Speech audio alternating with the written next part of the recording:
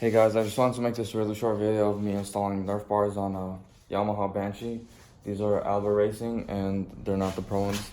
Then I wanted to install them is that when you're riding fast, your foot could slip off the peg and then the back wheel could get a grip of your leg and then just pull you off.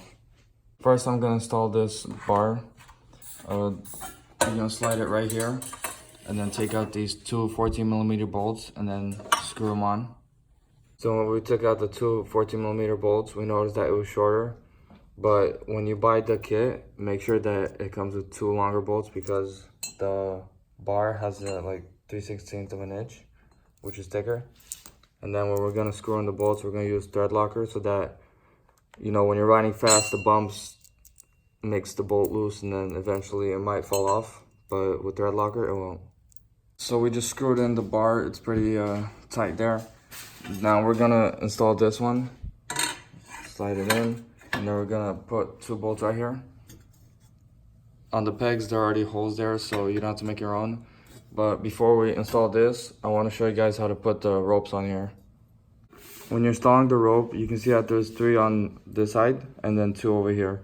What you want to do is grab the rope, just lay it down and then look for it. There's two running this way, which goes here, and then three, 1, 2, 3, from here, over there, and then right there. On this bar, there are three cuts, 1, 2, 3. What you want to do is grab the strap, start from the top, slide it down all the way to the bottom one, pull it out, and then push it through the middle one, which is gonna go through the top one.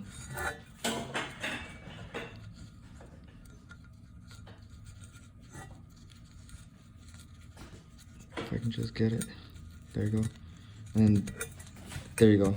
And then you want to do that for all of these. So we just put the rope there, and now we put this in, and now we just gotta tighten the screws and that's all. Okay, so we just finished installing the nerf bars on both sides.